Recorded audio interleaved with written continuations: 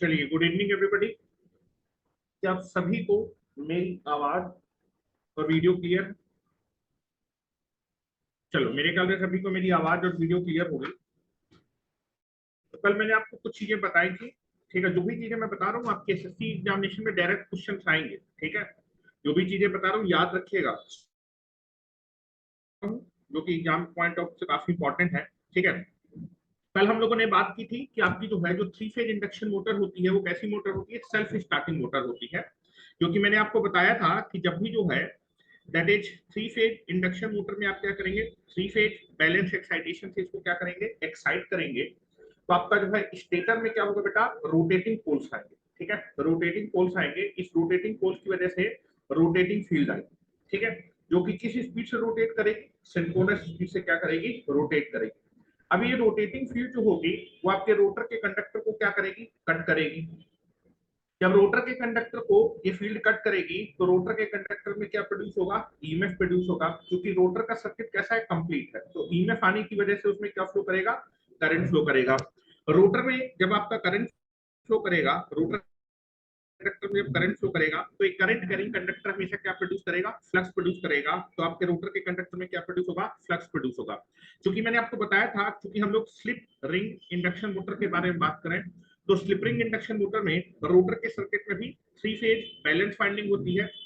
और इस three phase balance winding में आपका जो है क्या फ्लो करेगा, करंट फ्लो करेगा, बैलेंस करंट आपका फ्लो करेगा। क्योंकि वाइंडिंग अगर आपकी जो है क्या है, बैलेंस है, तो करंट भी कैसा होगा, बैलेंस होगा। और थ्री फेज बैलेंस वाइंडिंग में अगर आप three phase balance current flow करेगा तो रोटेटिंग फील्ड क्या होगी, जनरेट होगी।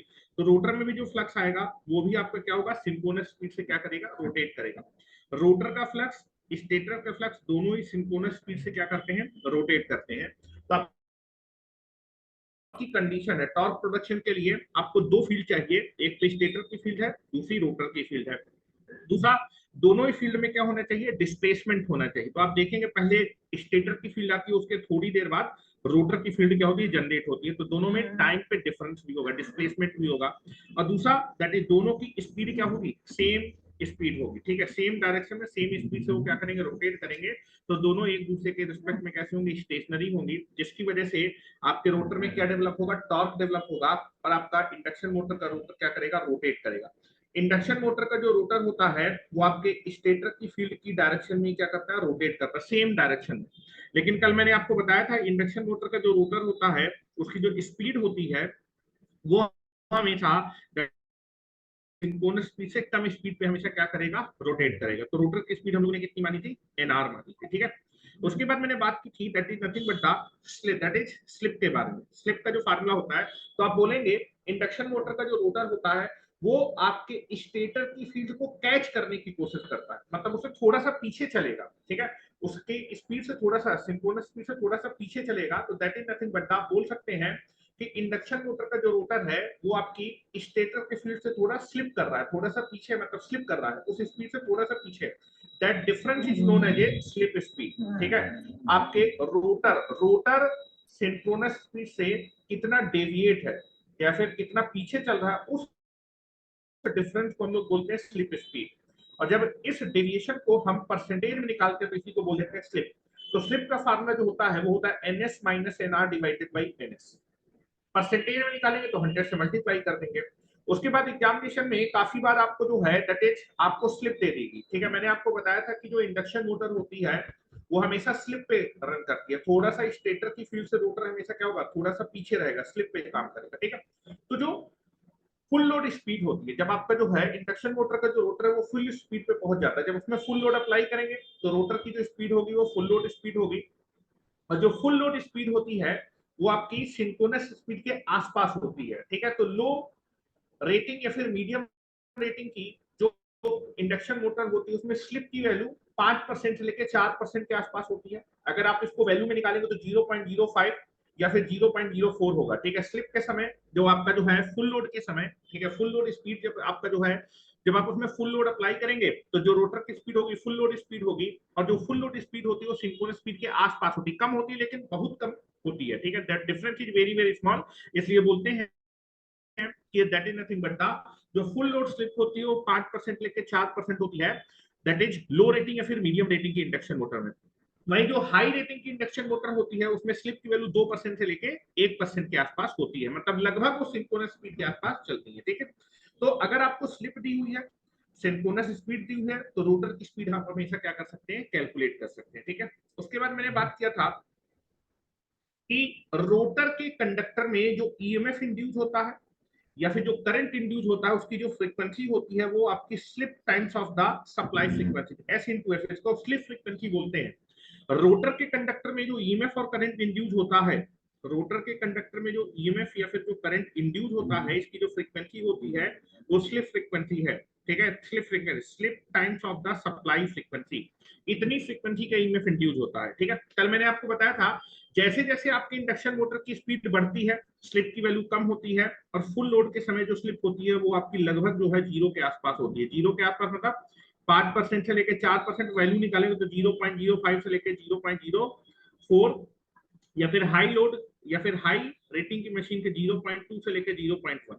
ठीक है, और आप देखेंगे ये वैल्यू लगभग जीरो के आसपास है।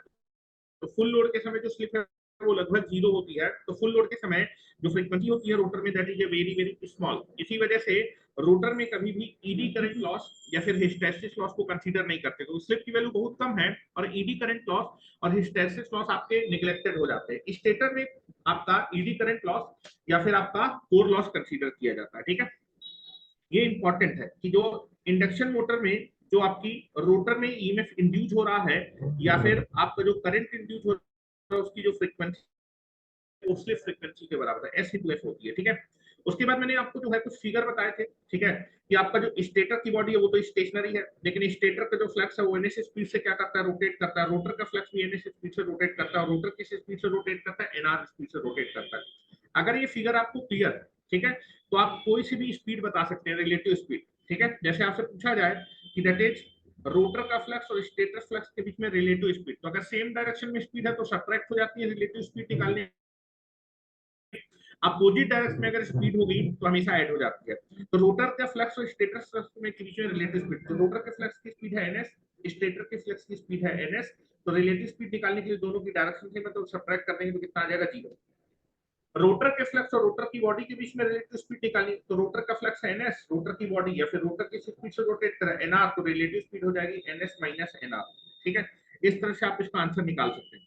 उसके बाद थ्री फेज इंडक्शन मोटर में मैंने आपको बताया था कि स्टैंड स्टिल या फिर स्टार्टिंग समय आप देखेंगे जो स्लिप, अगर आपको स्लिप निकालना है तो सिंक्रोनस स्पीड तो का जो फार्मूला होता है वो होता है 120f डिवाइडेड बाई पी, ये फार्मूला होता है जो कि सिंक्रोनस स्पीड सप्लाई फ्रीक्वेंसी और पोल पे डिपेंड करती है। सप्लाई फ्रीक्वेंसी तो लगभग 50 हर्ट्ज होती है, पोल दो पोल या फिर चार पोल या फिर छह पोल, जितने पोल की मशीन आप डिजाइन करेंगे, तो दैट इज, अगर मैं रोटर की स्पीड, जो रोटर की स्पीड है वो आपकी चेंज करूंगा तो स्लिप की वैल्यू भी क्या हो जाएगी, चेंज हो जाएगी। मतलब स्टार्टिंग के समय स्लिप अलग होगी और फुल लोड के समय स्पीड आपकी कैसी होगी, अलग होगी। तो स्टार्टिंग समय रोटर की स्पीड कितनी होती है, जीरो।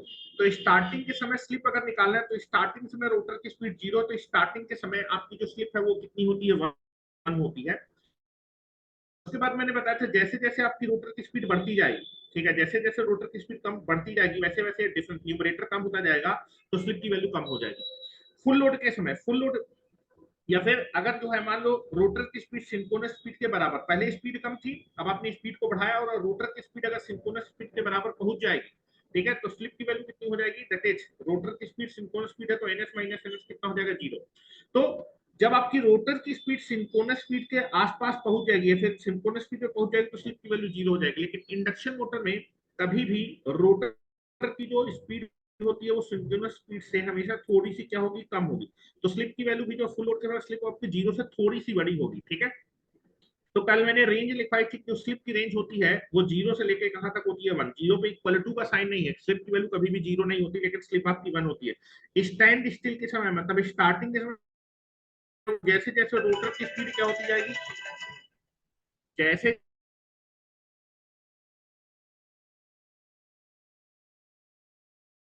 के समय स्लिप लगभग जीरो के आसपास होती है, 4% से लेकर 5% तक लो रेटिंग या फिर मीडियम रेटिंग की मशीन के लिए होगी, और हाई रेटिंग की मशीन के लिए 2 से 1% के आसपास होगी। ठीक है, ये क्या हो गया,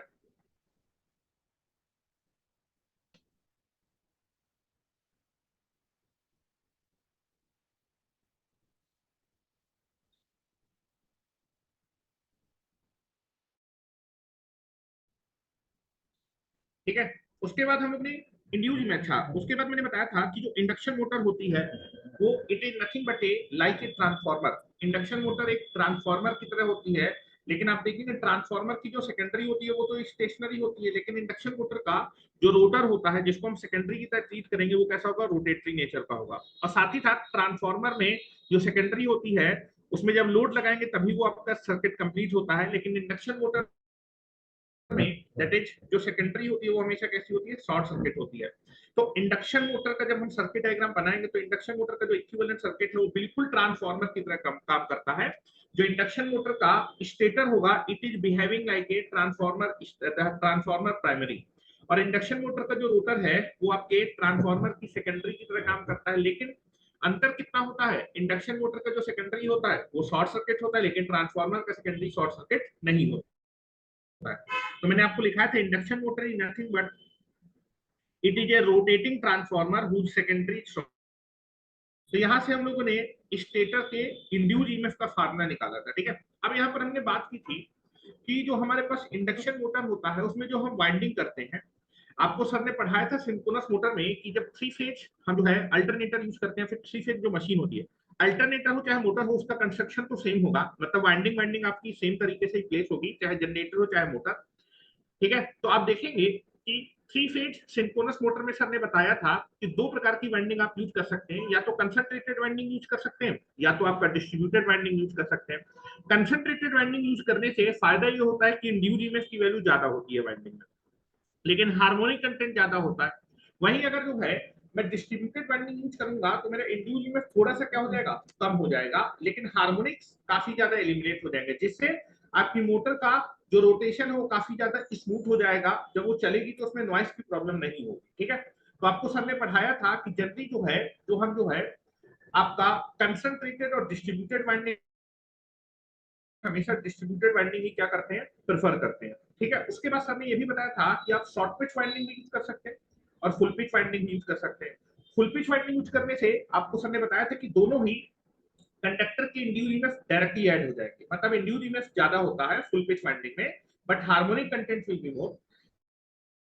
हम लोग क्या करते हैं हार्मोनिक कंटेंट को कम करने के लिए, ठीक है, हम लोग क्या करते हैं वाइंडिंग को क्या करते हैं तो थोड़ी सी शॉर्ट पिच कर देते हैं, ठीक है। जो आपका दैट इज पोल पिच होता है उसको 180 डिग्री से थोड़ा सा कॉर्ड कर देते हैं, अल्फा एंगल से कॉर्ड कर दिया होगा सर ने, ठीक है। उससे फायदा क्या होगा कि हार्मोनिक कंटेंट काफी ज्यादा हो जाएगा, ईएमएफ से एलिमिनेट हो जाएगा। तो जनरली हम क्या करते हैं जो भी हमारे पास मशीन होती है, ठीक है, एसी मशीन होती हैं उसमें हम लोग डिस्ट्रीब्यूटेड वाइंडिंग और शॉर्ट पिच वाइंडिंग क्या करते हैं, यूज करते हैं। और आप देखेंगे जब आप डिस्ट्रीब्यूटेड वाइंडिंग यूज करेंगे तो ईएमएफ थोड़ा सा क्या हो जाएगा, कम हो जाएगा। कितने फैक्टर से कम हो जाएगा, केडी के फैक्टर से क्या हो जाएगा, कम हो जाएगा, ठीक है।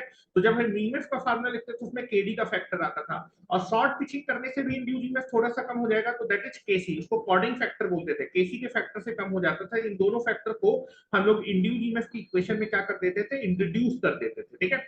और केसी और केडी के फैक्टर को बोलते थे वाइंडिंग फैक्टर बोलते थे, ठीक है। तो दैट इज नथिंग बट था, कल मैंने स्टेटर में जो इंड्यूस्ड ईएमएफ था, तो चूंकि स्टेटर आपके ट्रांसफार्मर की प्राइमरी पे काम करता है, तो यहाँ पर हम लोग क्या करते हैं जो वाइंडिंग हम यूज करते हैं वो आपकी डिस्ट्रीब्यूटेड वाइंडिंग और आपकी शॉर्ट पिच वाइंडिंग होती है, जिसकी वजह से केसी और केडी के फैक्टर से इंड्यूस्ड ईएमएफ कम हो जाएगा, ठीक है। तो दैट इन दोनों के प्रोडक्ट को हम लोग ने वाइंडिंग फैक्टर बोला था। साथ ही साथ ट्रांसफार्मर का प्राइमरी की तरह, तो ट्रांसफार्मर की प्राइमरी में इंड्यूस्ड ईएमएफ का उसका फार्मूला था 4.44 में जो फ्रीक्वेंसी थी that is nothing but the F, और that is number of turn हम लोग मान के चल रहे हैं दैट इज n1। तो ये आपका फार्मूला था स्टेटर में जो इंड्यूस्ड ईएमएफ होगा।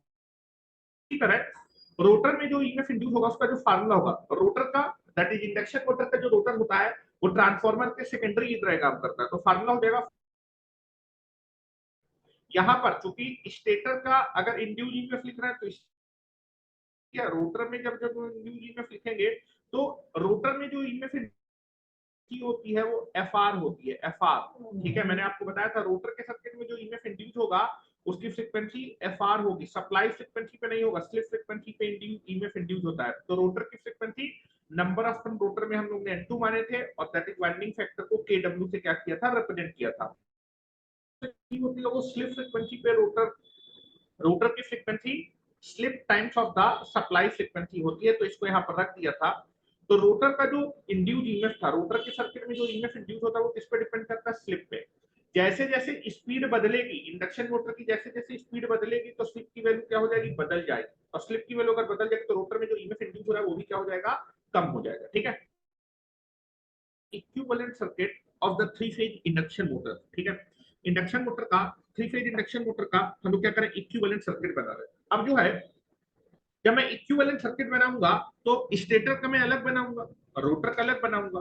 ठीक है, और फिर मैं दोनों को क्या कर दूंगा, एनालिसिस करने के लिए दोनों को दैट इज रिफर्ड कर दूंगा, क्योंकि आप देखेंगे स्टेटर और रोटर के बीच में आपका एयर गैप होगा, मतलब आपका इलेक्ट्रिकल दैट इज डिसकनेक्शन होगा। ठीक है, अगर आप एनालिसिस करना चाहते हैं तो आपको इस सर्किट को कंप्लीट करना पड़ेगा, जिससे एनालिसिस क्या हो जाएगी, आसान हो जाएगी। जैसे ट्रांसफार्मर में क्या था, ट्रांसफार्मर में प्राइमरी था और दूसरा सेकेंडरी था, और ये इलेक्ट्रिकल आइसोलेशन था। इलेक्ट्रिकल आइसोलेशन कैसे प्रोवाइड किया गया था, कोर के द्वारा, मतलब इलेक्ट्रिकल कनेक्शन नहीं होता था, कोर के थ्रू इलेक्ट्रिकल आइसोलेशन था। ठीक है, और जब आप एनालिसिस करते थे तो सेकेंडरी के सर्किट को प्राइमरी में क्या कर लेते थे, दैट इज रिफर्ड कर लेते थे, जिससे आपका जो सर्किट में डिसकंटिन्यूटी थी, इलेक्ट्रिकल जो डिसकंटिन्यूटी होती थी, वो इलेक्ट्रिकल डिसकंटिन्यूटी क्या हो जाती थी, खत्म हो जाती थी।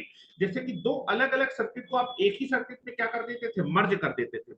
उससे ये फायदा होता था कि केवीएल और केसीएल लगाने में आपको आसानी होती थी। ठीक है, तो सेम चीज हम लोग यहाँ पर करते थे, लेकिन होनी चाहिए ट्रांसफार्मर में आप जो है सेकेंडरी को प्राइमरी में या फिर प्राइमरी को सेकेंडरी में तभी रिफर कर सकते थे जब दोनों की फ्रीक्वेंसी क्या हो, सेम हो। आप देखेंगे जब आपने ट्रांसफार्मर में प्राइमरी इंड्यूस ईएमएफ का, प्राइमरी पे जो ईएमएफ इंड्यूस हुआ था उसकी इक्वेशन लिखी थी, तो वहां पर फ्रीक्वेंसी कितनी आ रही थी, एफ आ रही थी ट्रांसफार्मर में। और आपका जो है दैट इज सेकेंडरी में भी जो इंड्यूस ईएमएफ लिखा था वहां भी फ्रीक्वेंसी एफ लिखी थी ट्रांसफार्मर में, इसलिए वहां पर आप अपने डायरेक्ट को सेकेंडरी को प्राइमरी में और प्राइमरी को सेकेंडरी में क्या कर पा रहे थे, आसानी से रिफर कर पा रहे थे। लेकिन इंडक्शन मोटर में जो आपका प्राइमरी इंड्यूस ईएमएफ होता है या फिर स्टेटर में जो ईएमएफ इंड्यूस होगा उसकी फ्रीक्वेंसी एफ है, और आपके रोटर के सर्किट में जो ईएमएफ इंड्यूस होगा उसकी फ्रीक्वेंसी एफ इंटू एफ है, दोनों की फ्रीक्वेंसी अलग अलग है। अगर आप अपने दैट इज रोटर के सर्किट को प्राइमरी में रिफर करना चाहते हैं या फिर स्टेटर में रिफर करना चाहते हैं तो दोनों की फ्रीक्वेंसी को सेम बनाना पड़ेगा, उसी के बाद रिफर हो पाएगा। दोनों की फ्रीक्वेंसी सेम होनी चाहिए, स्टेटर पे फ्रीक्वेंसी एफ है, रोटर पे फ्रीक्वेंसी एस इंटू एफ है। ठीक है, तो इसको समझने की कोशिश करते हैं कि इसको हम कैसे हम लोग जो है अपने सर्किट को सिंप्लीफाइड कर सकते हैं, और सिंप्लीफाइड करने के बाद ही हम लोग क्या कर पाएंगे, रिफर कर पाएंगे और फिर अपनी एनालिसिस को आगे बढ़ा पाएंगे। ठीक है, चलिए समझने की कोशिश करिएगा। चलो आपको मैं समझाने की कोशिश करता हूँ। ठीक है, अच्छा ये बताओ, थ्री फेज इंडक्शन मोटर का सर्किट बना रहे हैं तो तीन फेज होंगे, लेकिन आपका देखो तीनों फेज कैसे बैलेंस है, तीनों फेज कैसे बैलेंस है। तो जो आर फेज का इक्विवेलेंट सर्किट बनेगा वही वाई फेज का बनेगा, वही बी फेज का बनेगा, इसलिए हम लोग एक ही फेज का, सिंगल फेज का बनाते हैं। मैंने आपको ट्रांसमिशन लाइन में भी आपको पढ़ाया था, पावर सिस्टम में अगर आपने पढ़ा होगा कि transmission line three phase network होता है, और जनरली ट्रांसमिशन लाइन कैसी होती है, बैलेंस होती है। इसलिए जब भी हम एनालिसिस करते हैं तो पर फेज एनालिसिस करते हैं, क्योंकि रेजिस्टेंस, इंडक्टेंस, कैपेसिटेंस जो होते हैं वो पर फेज डिफाइन होते हैं। तो जब भी थ्री फेज सिस्टम होता है तो थ्री फेज सिस्टम की एनालिसिस करने के लिए हम लोग सिंगल फेज डायग्राम ही बनाते हैं। और जब पावर वावर निकालनी होगी तो एक फेज में जितनी पावर आ जाएगी उसमें हम लोग कितने से मल्टीप्लाई कर देंगे, तीन से मल्टीप्लाई कर देंगे, तो टोटल तीन फेज की पावर आ जाएगी। उसी तरह टॉर्क की इक्वेशन भी निकालने के लिए आप क्या करेंगे, एक फेज का टॉर्क निकाल लेंगे, उसमें तीन से मल्टीप्लाई कर देंगे तो टोटल तीन फेज का आ जाएगा। क्योंकि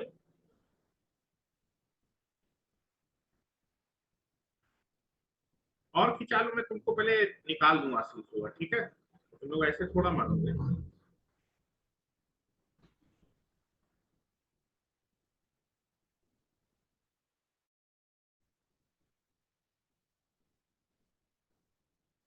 मैं पढ़ना बिल्कुल जो चाहती नहीं हूँ, नहीं पढ़ना चाहते तुरंत निकलो जो है।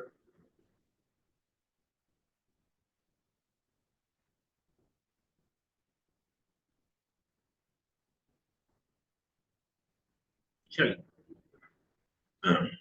नहीं पढ़ना चाहते आप, जो मैं आपको लिंक भेजता हूँ उसमें आप देख के पढ़िए। ठीक है, यहाँ अपना जो है होशियारी ना दिखाइए।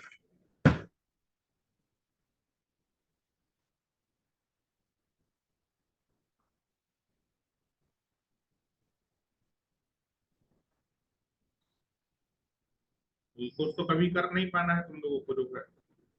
बेफालतू में दूसरों का टाइम भी बर्बाद कर रहे हो।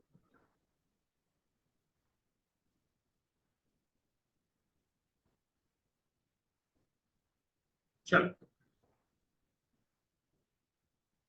अब मैं तुम लोग को क्या बता रहा हूँ, हाँ सिंगल फेज के बारे में बात कर रहे थे कि जो थ्री फेज इंडक्शन मोटर होती है, थ्री फेज इंडक्शन मोटर होती है, उसमें जब भी हम एनालिसिस करेंगे तो पर फेज मॉडल बनाएंगे, ठीक है।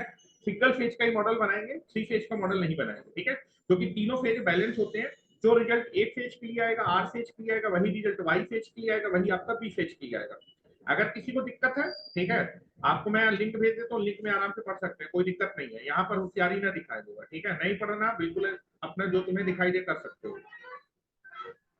दिस इज मेरा काम है, जो एग्जामिनेशन में आता है वो आपको बताना, वो मैं आपको बता रहा हूँ, ठीक है। समझ में आ जाए तो बहुत अच्छी बात है, ना समझ में आ जाए तो उससे अच्छी बात है, ठीक है। कोई ये नहीं है कि आपको ऑनलाइन क्लास करनी है, लिंक भेज देता हूँ, कुछ लोग रिसर्च होते हैं, रिसर्च करो आराम से, ठीक है। और कुछ लोग जो है उसमें जो रोने पोने की शक्ल बनाते हैं वो ना बनाने, तो मैं आपको ग्रुप से भी हटा दूंगा, फिर आराम से जो है काम करते रहना, ठीक है। तो यहाँ पर हम लोग जो बात कर रहे थे कि जब भी थ्री फेज सिस्टम होता है, थ्री फेज सिस्टम अगर बैलेंस होता है तो आप जो है एनालिसिस जो कर सकते हैं। एसएससी का एग्जामिनेशन की डेट आ गई है, उसमें पढ़ाने से ज्यादा बाकी सारी चीजें, यानी पढ़ने की जगह सारे काम जितने आते हैं वो सब तुम कर सकते हो जो है ना। उसके लिए तुम लोगों के पास टाइम होता है, लेकिन पढ़ने के लिए कोई टाइम नहीं, है ना। अभी रिजल्ट आएगा तो अपने दांत निकालते रह जाओगे जो है। दैट इज आपको पढ़ाया जा रहा है कि भैया एग्जामिनेशन में जो आएगा पढ़ लो, ठीक है। ऑब्जेक्टिव एग्जामिनेशन होना है, कोई इतना टफ एग्जामिनेशन होना नहीं है, लेकिन नहीं, पहले तुमको खिंचाने से फुर्सत नहीं है। मेरा काम ये नहीं है, मेरा काम है पढ़ाना, मैं आपका कोर्स कंप्लीट करा दूंगा इस महीने तक, अंत तक आपका इंडक्शन मोटर डीसी मशीन हो जाएगी, जो एग्जामिनेशन के लिए रिक्वायरमेंट है, जितना जेई लेवल पे पढ़ाया जाए तो उतना मैं आपको पढ़ा दे रहा हूँ। बाकी मैं वो सारे लेक्चर आपको लिंक दे दूंगा, जिसको रिसर्च करनी हो, एक दो साल तक जिसको रिसर्च करनी हो आराम से रिसर्च कर सकते हो लेक्चर्स में, ठीक है। मेरे को कोई दिक्कत नहीं है, ठीक है, क्योंकि बिना रिसर्च के तुम्हारे पेट में पानी बचेगा नहीं जो है, ठीक है। और मैं अपने ही लेक्चर आपको शेयर करूंगा, ये नहीं बोल सकते कि आपको चीजें नहीं दी गई, जितना रिसर्च करना है आराम से कर लेना कि कहाँ से फ्लक्स आता है, कैसे फ्लक्स आता है, फार्मूला लेकिन जो मैं बता रहा हूँ वही लगने वाला है, ठीक है। तो एग्जामिनेशन निकालना इंपॉर्टेंट है, ना कि रिसर्च करना, ठीक है। चलो, तो हम लोग बात कर रहे हैं कि जो भी हम लोग जो सर्किट डायग्राम बनाएंगे, फिर इक्विवेलेंट सर्किट बनाएंगे, वो सिंगल फेज का बनाएंगे, तो जो रिजल्ट सिंगल फेज के लिए आएगा वही आपका जो फेज आर फेज के लिए आएगा, वही वाई फेज के लिए आएगा, और वही आपका बी फेज के लिए आएगा, ठीक है। तो नेक्स्ट हेडिंग हम लोग डालने जा रहे हैं, that is stator equivalent circuit.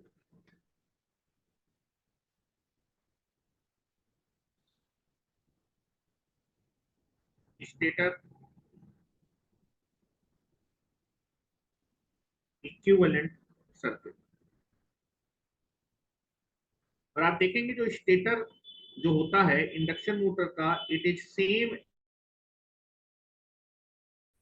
Primary of the transformer, जैसा प्राइमरी ट्रांसफार्मर की प्राइमरी का इक्विवेलेंट सर्किट था, वैसे ही आपके इंडक्शन मोटर के स्टेटर का सर्किट बनेगा। कोई सिंगल फेज बना रहे हैं तो सिंगल फेज ट्रांसफार्मर का जो हम लोग प्राइमरी में इक्विवेलेंट सर्किट बनाए था, वैसे ही सर्किट आपका दैट इज आपके इंडक्शन मोटर के लिए बनेगा, क्योंकि सिंगल फेज में बारे में बात करें। अच्छा, वहां पर हमने क्या किया था, दैट इज ट्रांसफार्मर में जो वाइंडिंग थी, वाइंडिंग का कुछ ना कुछ रेजिस्टेंस था, उसको हम लोग ने R1 से प्रिंट किया था, प्राइमरी की वाइंडिंग का जो रेजिस्टेंस था, क्योंकि हर एक वाइंडिंग का क्या होने वाला है, रेजिस्टेंस होगा, क्योंकि उसमें लेंथ होगा, दैट इज रेजिस्टिविटी होगी, और क्रॉस सेक्शनल एरिया होगा, ठीक है।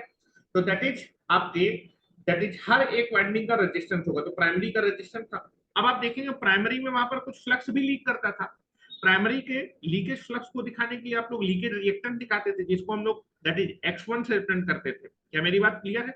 साथ ही साथ वहां पर आप देखेंगे कि वहां पर मैग्नेटाइजिंग ब्रांच होती थी, जिससे फ्लक्स प्रोड्यूस होता था, वही फ्लक्स सेकेंडरी से लिंक करता था, तो मैग्नेटाइजिंग फ्लक्स को दिखाने के लिए मैग्नेटाइजिंग ब्रांच थी। साथ ही साथ आपके कोर में क्या हो रहे थे, लॉस हो रहे थे, ठीक है, तो दैट इज उसको RW या फिर RC से रिप्रेजेंट करते थे।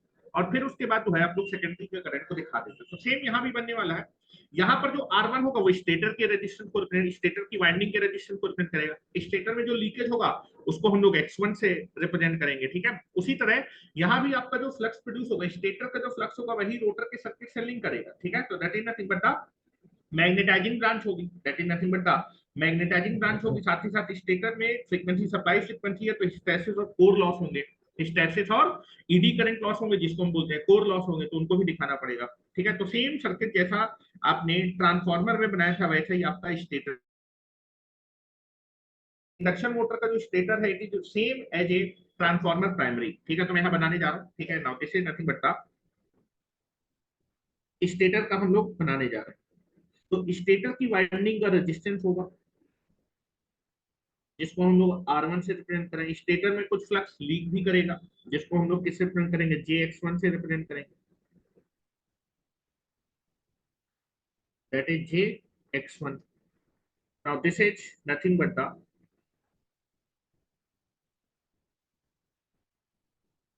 यहाँ पर फ्लक्स को प्रोड्यूस करने के लिए कौन सी ब्रांच होगी, मैग्नेटाइजिंग ब्रांच होगी।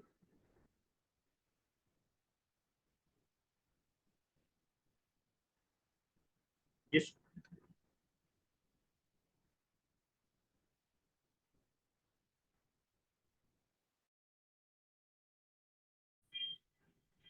जिसको हम JXM से क्या करते थे, रिप्रेजेंट करते थे। और बेटा जो आपके पास कोर लॉस कंपोनेंट होता था उसको हम लोग RC या फिर RW से, मैं RC लिख रहा हूँ, सर ने शायद RW लिखा था, बात एक ही है। ठीक है, now this is nothing but the stator equivalent circuit, single phase में हम लोगों ने बनाया है। ठीक है, दैट इज यहाँ पर मैं करंट दिखा दूं। प्राइमरी में करंट हम लोग मानते थे I1, तो स्टेटर में जो करंट होगा दैट इज I1। ठीक है, now this is the no load current जिसको हम लोग I0 से प्रिंट करते थे। ये आपका कोर लॉस कंपोनेंट होगा IC, और ये मैग्नेटाइजिंग करंट होगा दैट इज IU। ठीक है, और यहाँ पर ये जो करंट होगा that is I2 dash. I2 dash क्या था, that is the secondary current referred on the primary side. This is the I dash will be there, and this is nothing but the supply voltage. Supply voltage को हम लोग V1 से represent करें। This is stator supply। कितने volt से excitation कर रहे हैं, V1 वोल्ट से एक्साइटेशन कर रहे हैं। What is the frequency, that is F। Stator में फ्रीक्वेंसी कितनी है, F। ठीक है, अब यहाँ पर एक चीज आपको जानने योग्य बात है, जो इंडक्शन मोटर में जो मैग्नेटाइजिंग करंट होता है वो ट्रांसफार्मर के मैग्नेटाइजिंग करंट से इसकी वैल्यू काफी ज्यादा होती है। और अगर मैग्नेट ज्यादा होगा तो नो लोड करंट की वैल्यू भी आपकी इंडक्शन मोटर में क्या होती है, ज्यादा होती है। इसीलिए हम लोग क्या करते हैं, दैट इज स्टार्टर का यूज करते हैं, जिसको हम स्टार्टिंग मेथड देखेंगे कि जब भी हम जो है, क्योंकि इंडक्शन मोटर में जो नो लोड करंट होता है that is a very very high, starting समय करंट वैल्यू बहुत ज्यादा है जिसकी वजह से आपकी वाइंडिंग बर्न आउट होती है। इसीलिए हम लोग क्या करते हैं, स्टार्टिंग मेथड को हम लोग क्या करेंगे, प्रेफर करेंगे, जिसमें क्या होगा कि that is start delta starting method, direct online starting method, कई सारे स्टार्टिंग मेथड जो हम लोग पढ़ेंगे। ठीक है, तो दैट इज ये क्यों होता है इसको समझने की कोशिश करिए। मैग्नेटाइजिंग करंट की वैल्यू क्यों ज्यादा होती है, आई म्यू बोलिए फिर आई एम बोलिए। मैग्नेटाइजिंग करंट को मैं आई म्यू लिख दूं, आई एम बोल दूं। ठीक है,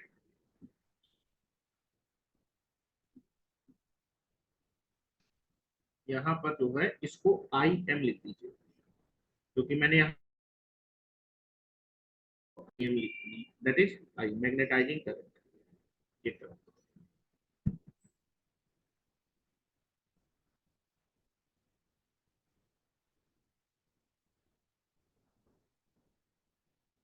ठीक है, चलो अब यहाँ पर बात कर रहा हूँ that is in in induction motor. In induction motor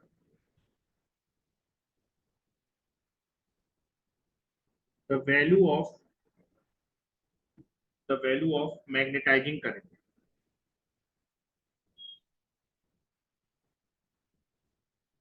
magnetizing current is very very high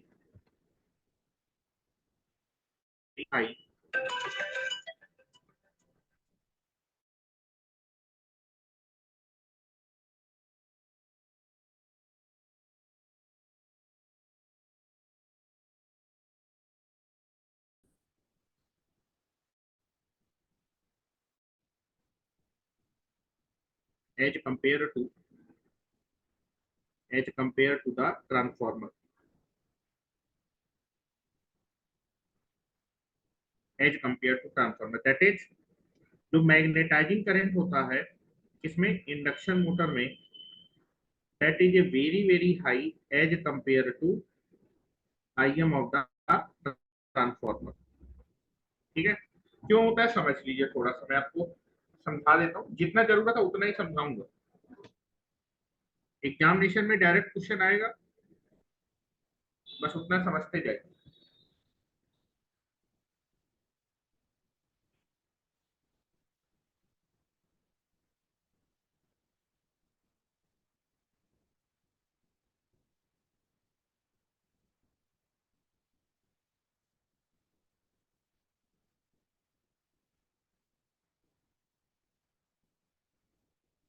अब क्यों होता है, क्योंकि इंडक्शन मोटर में एयर में एयर गैप नहीं होता है, समझा रहा हूँ समझिएगा।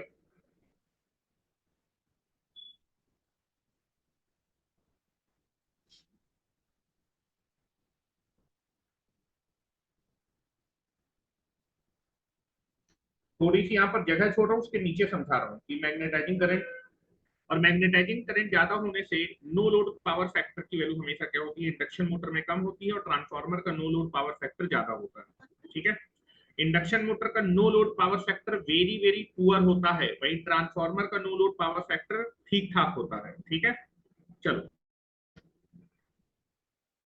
मैं दोनों फिगर बनाता हूँ, ट्रांसफार्मर इंडक्शन मोटर। ठीक है, चलो मेरे ख्याल से बना लिया हो तुम लोगों ने। यहाँ मैं इंडक्शन मोटर बना रहा हूँ।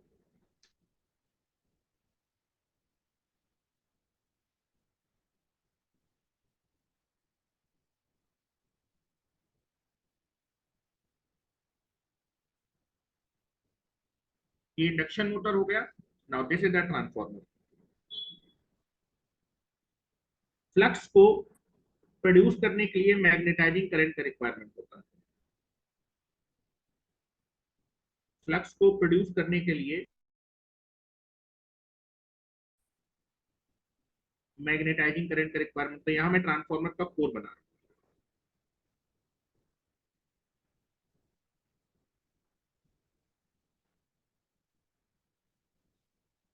और यहाँ पर ये रोटर है, ये रोटर है, बीच में एयर गैप है,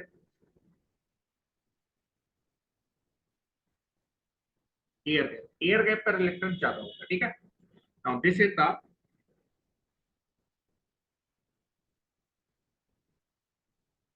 induction motor and this is your primary of the transformer. जो ट्रांसफार्मर का जो कोर होता है वो आयरन का बना होता है, this is the iron core.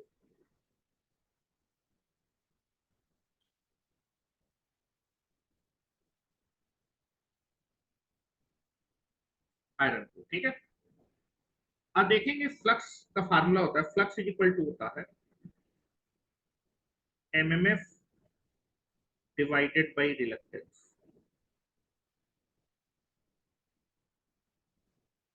और एमएफ क्या होता है, number of turn multiplied by magnetising current. ठीक है, चलो यहाँ पर ध्यान से देखिएगा। तो अगर यहाँ से मैं बात करूं, that is flux is equal to number of MF और number of turn multiplied by magnetising current divided by reluctance. ठीक है, और अगर यहाँ से मैं मैग्नेटाइजिंग करंट को निकालूं, तो मैग्नेटाइजिंग करंट का फार्मूला हो जाएगा phi into reluctance divided by N. और magnetising current is proportional to क्या आ जाएगा, रिलक्टेंस।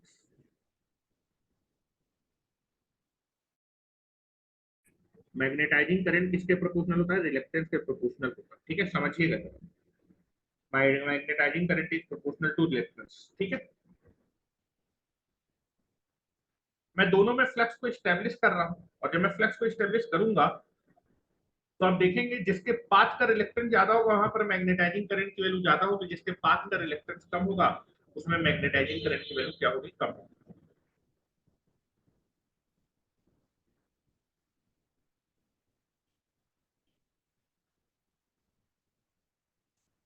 फिगर को बना लीजिए, फिर मैं एनालिसिस समझा देता हूँ।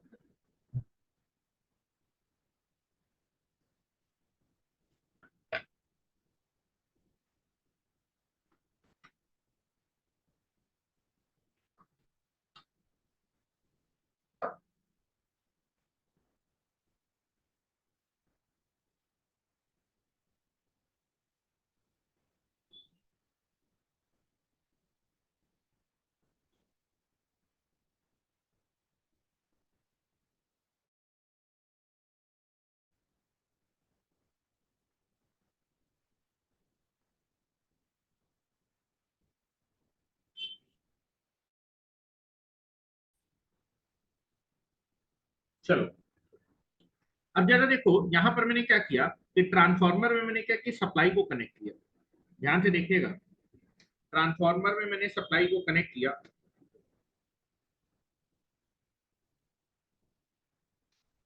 Now I can be connected supply.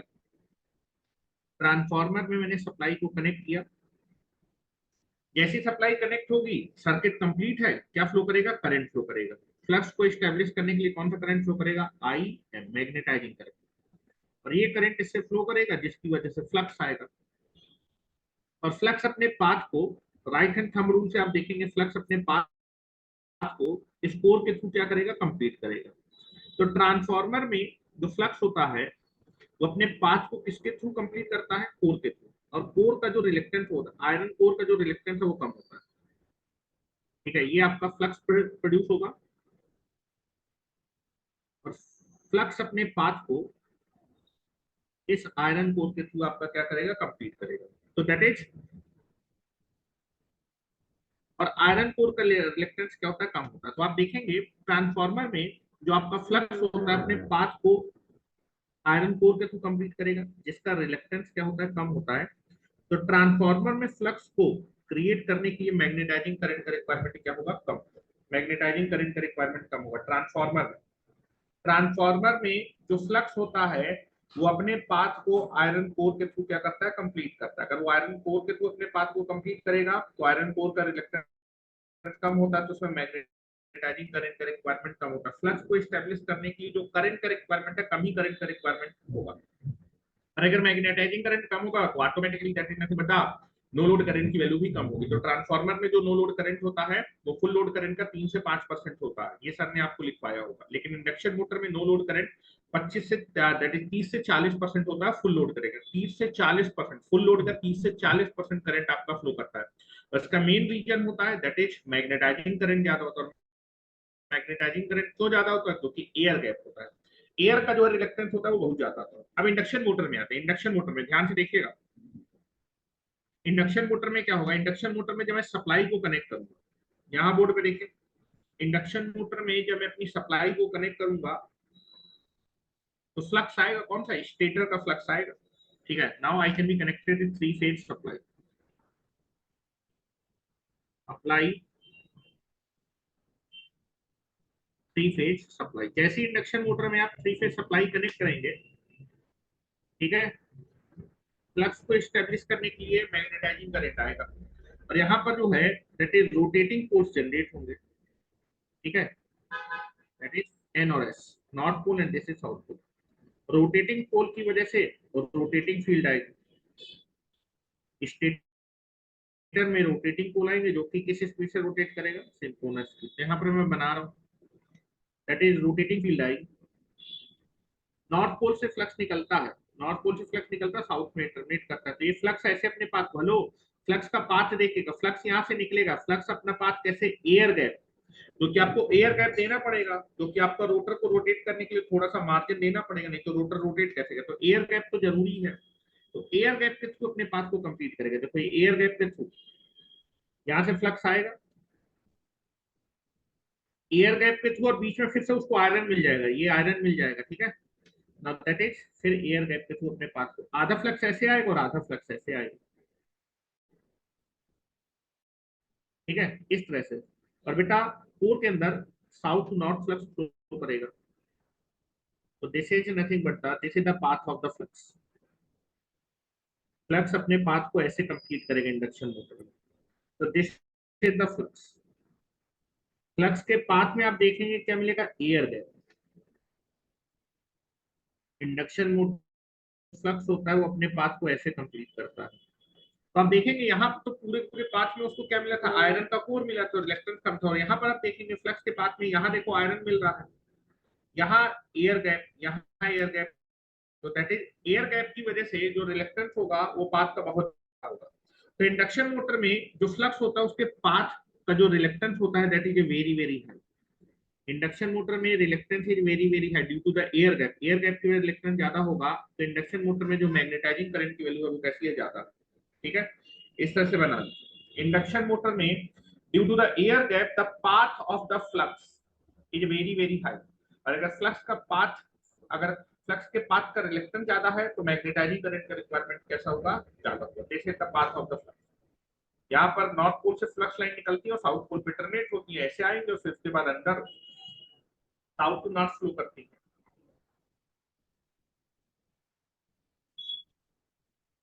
और ये क्यों ज्यादा हुआ मैग्नेटाइजिंग करंट, क्योंकि एयर गैप मिलेगा फ्लक्स के पास में, क्या एयर गैप का डिस्टेंस ज्यादा होता है, जिसकी वजह से इंडक्शन मोटर में नो लोड करंट की वैल्यू क्या होती है, ज्यादा होती है। नो लोड करंट ज्यादा होने से power factor, no load power factor कम हो जाए, अभी वो भी दिखा देता हूँ फेजर से।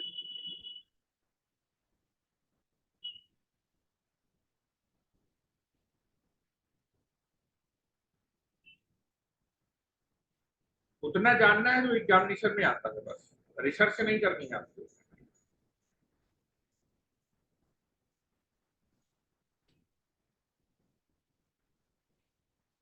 चलो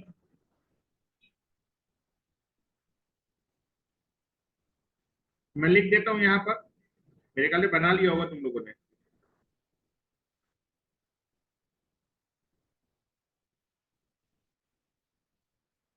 चलो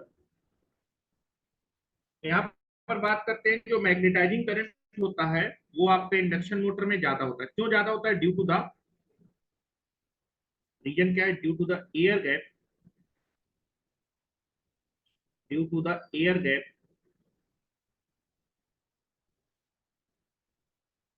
present in the induction motor. Induction motor में एयर गैप प्रेजेंट होता है, जिसकी वजह से पाथ का रिलेक्टेंस ज्यादा होता है, जिसकी वजह से मैग्नेटाइजिंग करंट की वैल्यू ज्यादा होती है। अब नो लोड करंट देखते हैं। जो नो लोड करंट होता है, लोग जो नो लोड करंट होता है वो क्या होता है, that is phasor addition of core loss component plus magnetising current. तो no load current is nothing but equal to, जो होगा वो क्या होगा, core loss component plus magnetising current. तो इंडक्शन मोटर में that magnetising component is very very high as compare to that is nothing but the core. Core loss component तो लगभग दोनों में सेम होता है, कोर लॉस दोनों में सेम होता है। तो ट्रांसफार्मर में ये बहुत कम होता है और ये लगभग बराबर होता है दोनों में इंडक्शन मोटर में। तो दैट इज मैग्नेटाइजिंग करंट जिसमें ज्यादा होगा उसका नो लोड करंट भी ज्यादा। इंडक्शन मोटर में magnetizing current is very very high, जिसकी वजह से इंडक्शन मोटर में जो नो लोड करंट है वो भी कैसा होगा, वेरी वेरी हाई। और इंडक्शन मोटर में जो नो लोड करंट होता है, इंडक्शन मोटर में जो नो लोड करंट होता है वो लगभग कितना होता है, that is 30 to 40% of full load current. और वहीं ट्रांसफार्मर में जो नो लोड करंट होता है वो 3% से लेके 5% होता है इसका फुल लोड करंट। इसे तक अब पावर फैक्टर भी बता देता हूँ। No load power factor transformer का अच्छा होता है, वहीं इंडक्शन मोटर का नो लोड पावर फैक्टर काफी पुअर होता है। लेकिन जैसे जैसे मशीन अपनी स्पीड को बढ़ाती है उसका पावर फैक्टर इंप्रूव होता है, और फुल लोड के समय इंडक्शन मोटर का पावर फैक्टर काफी अच्छा होता है, 0.8 के आसपास होता है। स्लिपरिंग का 0.8 के आसपास होता है, वहीं स्क्वायरल केज का 0.85 के आसपास होता है। Very very good power factor at the running condition. Induction motor का रनिंग पावर फैक्टर बहुत अच्छा होता है, लेकिन नो लोड पावर फैक्टर बहुत कम होता है। ठीक है, नो लोड पावर फैक्टर के कम होने का मेन रीजन है मैग्नेटाइजिंग करंट। ठीक है, उसको भी देख लीजिए।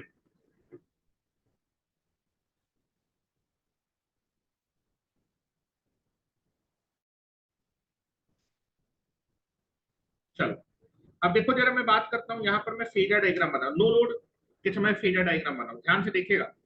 सर ने पढ़ाया था आपको ट्रांसफार्मर में, देखते हैं ट्रांसफार्मर में सर ने बताया था सप्लाई वोल्टेज V1, ऐसे ही फेजर डायग्राम बनाया होगा ट्रांसफार्मर के लिए, दैट इज सप्लाई वोल्टेज। जैसी सप्लाई वोल्टेज आप अप्लाई करेंगे तो क्या आएगा, फ्लक्स आएगा। और आपको बताया कि जो फ्लक्स होता है अपने वोल्टेज से 90 डिग्री लैग करता है। ठीक है, और this is nothing but the flux five, flux is 5। ठीक है, अब जो नो लोड करंट होता है उसके दो कंपोनेंट होते हैं, नो लोड करंट के दो कंपोनेंट होंगे। ये नो लोड करंट था।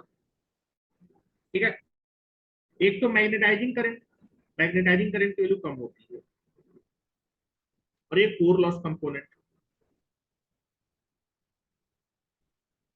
इनका जो रिजल्टेंट है वो ये होगा।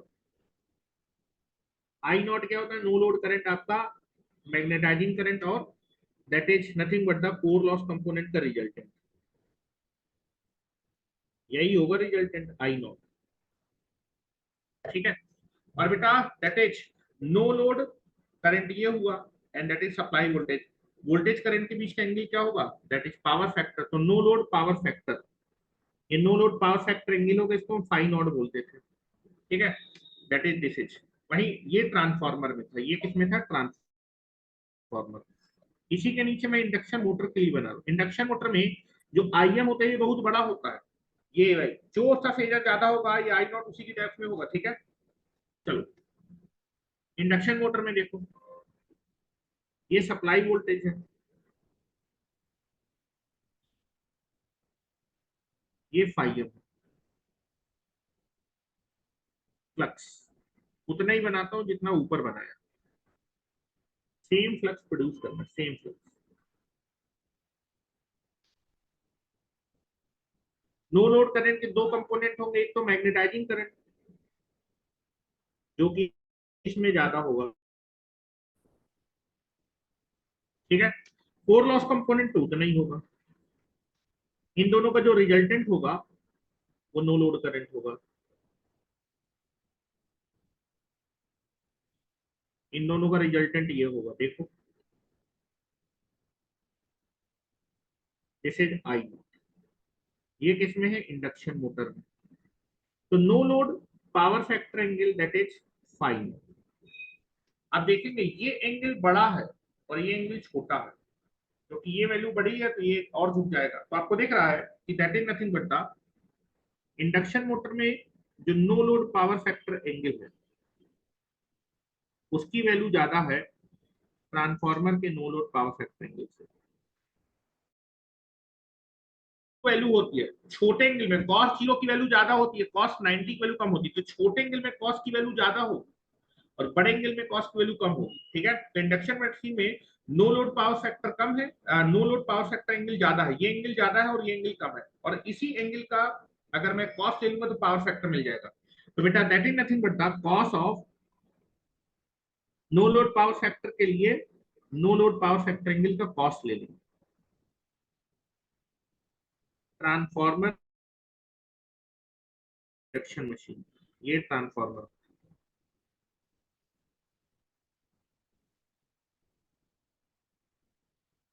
ध्यान से देखिएगा। दैट इज इंडक्शन मोटर में no load power factor angle ज्यादा है, तो बेटा बड़े एंगल में कॉस्ट की वैल्यू कम होती है, तो ये वैल्यू आपकी ओवरऑल कैसी आएगी? ये वैल्यू आपकी ओवरऑल कैसी आएगी? कम आएगी, ये वैल्यू आपकी कम होगी। और बेटा छोटे एंगल पे कॉस्ट की वैल्यू ज्यादा होती है, ट्रांसफॉर्मर का no load power factor angle कम होता है, इसलिए इस कॉस्ट की वैल्यू कैसी आएगी? ज्यादा है। तो that is nothing but the ये आपका रिलेशन होगा। तो ट्रांसफॉर्मर का नो लोड पावर फैक्टर अच्छा होता है, वहीं इंडक्शन मोटर का नो लोड पावर फैक्टर कम होता है। जब आपका नो लोड पावर फैक्टर है, this is no load power factor of induction motor कम होगा, वही ट्रांसफॉर्मर का no load power factor transformer का कैसा होगा? ज्यादा। ट्रांसफॉर्मर का नो लोड पावर फैक्टर ज्यादा होता है, वही इंडक्शन मोटर का नो लोड पावर फैक्टर कम।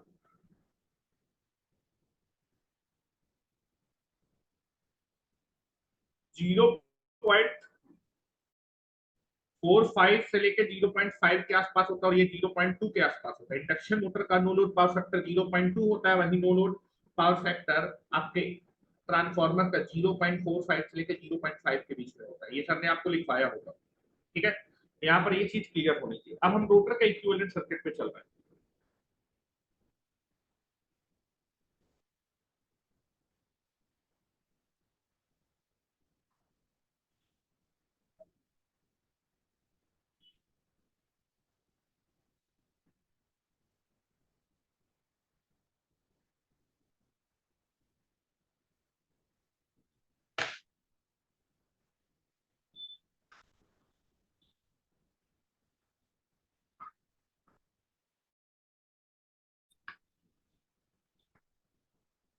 इंडक्शन मोटर का रनिंग पावर फैक्टर काफी अच्छा होता है, लेकिन नो लोड पावर फैक्टर काफी खराब होता है।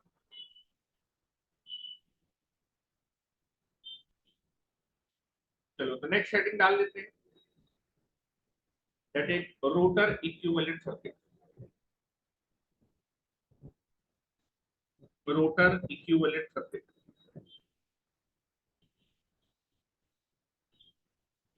ये स्टेटर का इक्विवेलेंट सर्किट आपको क्लियर हो गया होगा, this is the stator equivalent circuit, ठीक है, जो कि ट्रांसफार्मर की प्राइमरी की तरह काम करता है, बिल्कुल सेम होता है। अब आते हैं रोटर इक्विवेलेंट सर्किट पे, नेक्स्ट सेटिंग डालिए रोटर इक्विवेलेंट सर्किट।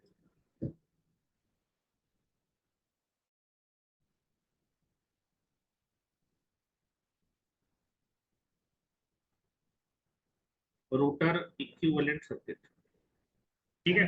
अब देखो रोटर का जो सर्किट है वो दो कंडीशन में बनाएंगे, एक तो स्टैंड स्टिल के समय और दूसरा जब रोटर रनिंग कंडीशन में। जब रोटर रनिंग करेगा तो रोटर तो रनिंग कंडीशन में स्लिप पे रन करता है, एस स्लिप पे रन कर रहा होगा जनरली अगर बात किया जाए, लेकिन जो है जब स्टैंड स्टिल रुका होगा तब तो स्लिप की वैल्यू 1 होगी, ठीक है।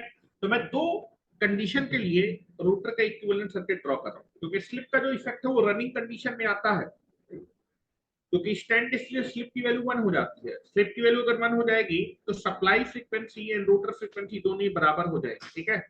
स्लिप की वैल्यू स्टैंड स्लिप की वैल्यू 1 होती है, रोटर की फ्रीक्वेंसी सप्लाई फ्रीक्वेंसी के बराबर होगी, लेकिन जैसे जैसे आप रोटर को क्या कराते जाएंगे, रोटर रन करता जाएगा, स्लिप की वैल्यू कम होती जाएगी तो रोटर की फ्रीक्वेंसी सप्लाई फ्रीक्वेंसी से कम होती जाएगी, अलग अलग फ्रीक्वेंसी पे आ जाएंगे। तो स्लिप का इफेक्ट तो रोटर में आपको कब देखने को मिलेगा,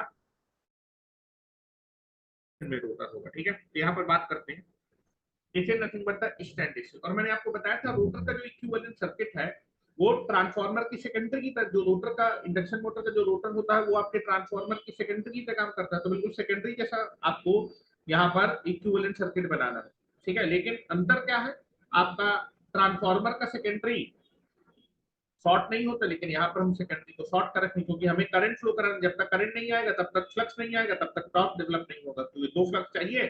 और फ्लक्स को प्रोड्यूस कराने के लिए आपको रोटर में करंट फ्लो कराना पड़ेगा, करंट फ्लो कराने के लिए रोटर के सर्किट को कंप्लीट करना पड़ेगा, जो कि हम शॉर्ट सर्किट से उसको क्या करेंगे, कंप्लीट करेंगे। मैं बना रहा हूँ दैट इज स्टैंड स्टिल पे रोटर का इक्विवेलेंट सर्किट, ठीक है। Rotor equivalent circuit eight standstill. Standstill का मतलब है जब स्लिप की वैल्यू 1 है, मतलब रोटर की स्पीड 0 है at standstill. Standstill का मतलब रोटर की speed 0, that imply that slip की वैल्यू कितनी हो जाएगी, 1, ठीक है। स्लिप की वैल्यू हो जाएगी 1, ठीक है। तो दैट इज आपका जो है it is behaving like a, that is transformer secondary, ठीक है। तो रोटर का जो इंड्यूस ईएमएफ होता है वो तो स्लिप पे डिपेंड करता है, लेकिन स्लिप की वैल्यू कितनी हो जाएगी, 1, स्लिप की वैल्यू कितनी हो जाएगी, 1, स्लिप की वैल्यू 1 हो जाएगी, तो एग्जैक्टली ट्रांसफार्मर के सेकेंडरी की तरह इंड्यूस ईएमएफ आ जाएगा सप्लाई फ्रीक्वेंसी के बराबर, ठीक है। तो that is nothing but the, now this is nothing but the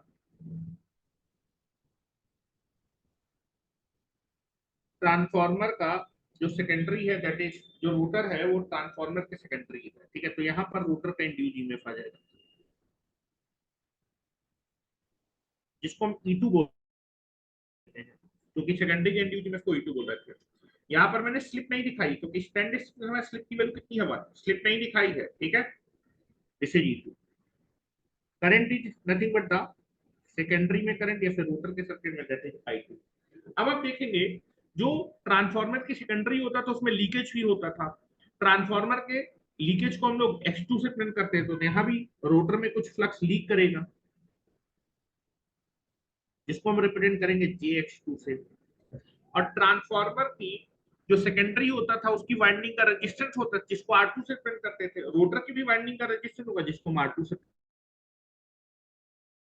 winding का रेजिस्टेंस है R2, रोटर की वाइंडिंग का रेजिस्टेंस। और बेटा उसके बाद हम लोग क्या करते थे, दैट इज इंडक्शन मोटर में जो रोटर होता है उसको हम लोग क्या कर देते हैं, शॉर्ट सर्किट कर देते हैं। This is nothing but the short circuit. और this is the rotor equivalent circuit at the standstill condition. Rotor equivalent circuit at standstill condition. Rotor induced EMF at the standstill condition. चलो अब running condition में बना रहे हो, और मैं मान के चलो कि मेरा जो रोटर है वो हमेशा रनिंग कंडीशन में, फिर फुल लोड के समय किस स्लिप पे रन कर रहा है, एस स्लिप पे रन कर रहा है, ठीक है, क्योंकि स्लिप का इफेक्ट तभी आता है। नेक्स्ट हेडिंग डाल रहा हूं, that is rotor equivalent circuit eight running condition.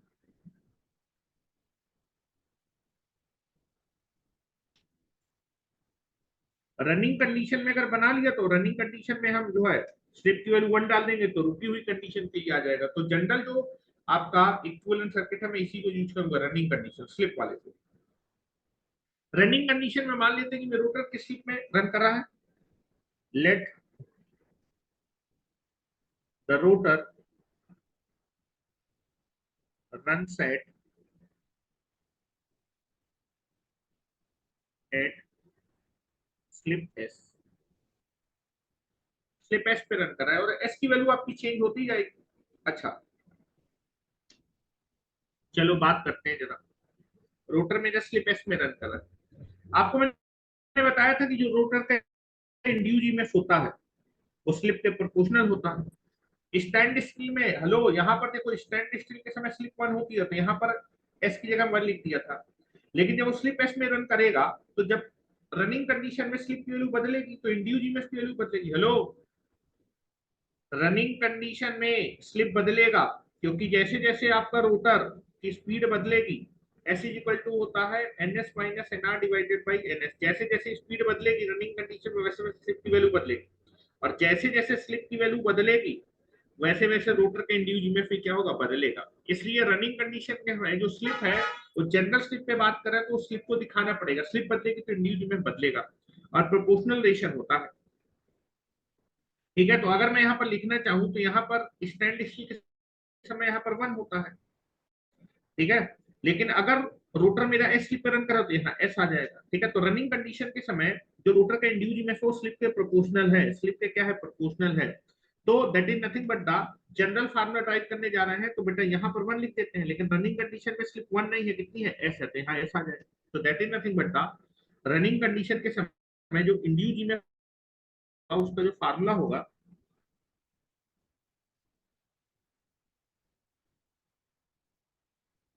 That is S into E two. कितना हो जाएगा, एस इंटू ई टू, ठीक है। स्टैंड स्लिप की वैल्यू 1 हो जाती है तो 1 रख देंगे तो E2 आ जाएगा। क्या मेरी बात क्लियर है? तो जनरल अगर एस स्लिप पे बात करेंगे तो रोटर में जो ईएमएफ इंड्यूस होगा वो स्लिप फ्रीक्वेंसी पे होता है, स्लिप की वैल्यू कितनी है, एस, ठीक है। स्टैंड में 1 हो जाएगा तो this is equal to E2 आ जाएगा, इससे निकाल सकते हैं this is the rotor induced EMF, ठीक है। अब यहाँ पर बात करते हैं दूसरा, ठीक है, दैट इज, अच्छा ये बताओ कि जो रिएक्टेंस होता है, रिएक्टेंस तो फ्रीक्वेंसी पे डिपेंड करता है। Reactance reactance x equal to the 2 pi f into L, ठीक है। रोटर का हम लोग इंडक्टेंस लीकेज रिएक्टेंस निकालने जा रहे हैं, ठीक है। तो रोटर में जो फ्रीक्वेंसी f नहीं है, कितनी है, s इंटू एफ है। हेलो, रोटर पे जो फ्रीक्वेंसी है वो तो कितनी है, s इंटू एफ। यहाँ पर जो फ्रीक्वेंसी है वो कितनी है, s इंटू एफ है। रोटर पे जो फ्रीक्वेंसी है वो s इंटू एफ है। तो रोटर का अगर मैं रिएक्टेंस निकालूंगा, रिएक्टेंस का फार्मूला तो 2 पाई एफ एल, ये हम लोग बचपन में पढ़ते आते हैं। अगर फ्रीक्वेंसी बदल जाएगी तो रिएक्टेंस की वैल्यू बदल जाएगी। रोटर पे फ्रीक्वेंसी कितनी है, एफ नहीं है, एस इंटू एफ है।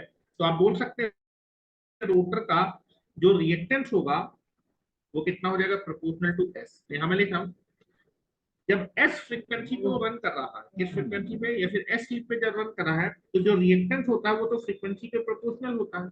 और फ्रीक्वेंसी कितनी है, एस इंटू एफ, तो that is leakage reactance. Rotor का जो लीकेज रिएक्टेंस होगा X2 वो प्रोपोर्शनल होगा किसके, फ्रीक्वेंसी के। और रोटर पे फ्रीक्वेंसी एफ आर है, और एफ आर जो होता है वो स्लिप के प्रोपोर्शनल होता है। तो अगर स्लिप बदलेगी तो रोटर का लीकेज रिएक्टेंस भी बदलेगा, इंड्यूस ईएमएफ भी बदलेगा। तो यहाँ पर आप देखेंगे, यहाँ पर हमने यहाँ पर 1 × x2 लिख सकते हैं इसको, 1 × x2। स्टैंड स्टिल में स्लिप की वैल्यू 1 है तो यहाँ 1 आ गया।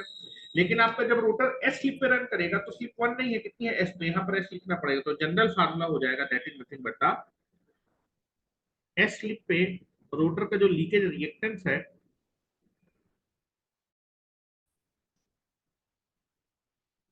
वो हो जाएगा जे एस इंटू X2। अच्छा, रेजिस्टेंस तो फ्रीक्वेंसी पे डिपेंड नहीं करता, रेजिस्टेंस का फॉर्मूला तो रो एल बाई ए, तो उसमें तो फ्रीक्वेंसी में कोई फर्क नहीं पड़ेगा। रोटर का जो रेजिस्टेंस होता है वो तो फ्रीक्वेंसी पे डिपेंड नहीं करता। तो पहले अगर R2 था तो फ्रीक्वेंसी अब तो running condition frequency S into F हो जाएगी, S इंटू एफ हो जाएगी, तो उससे उसमें थोड़ा कोई फर्क पड़ेगा। तो रोटर का रेजिस्टेंस तो R2 ही रहेगा, रोटर का जो रेजिस्टेंस है वो कितना ही रहेगा, R2।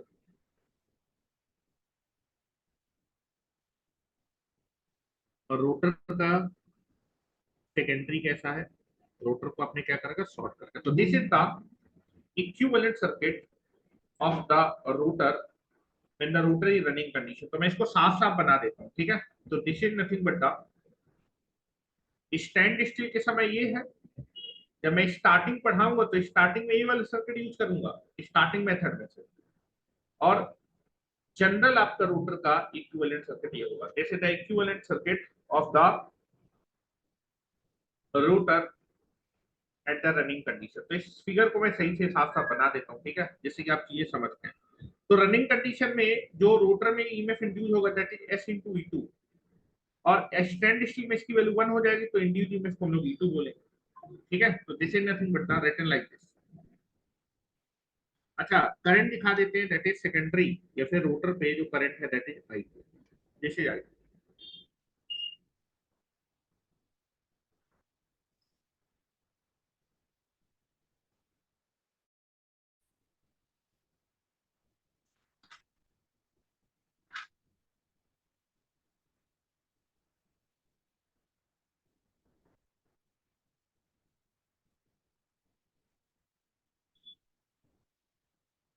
This is the,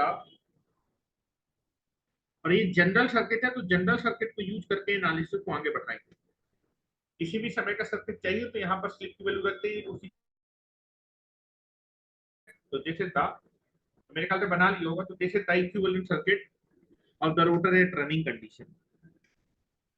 running condition में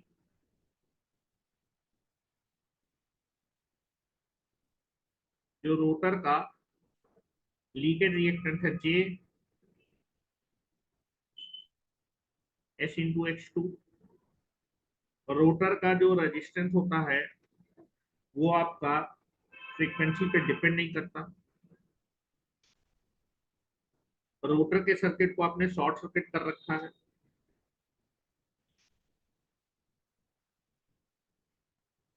दिस इज I2,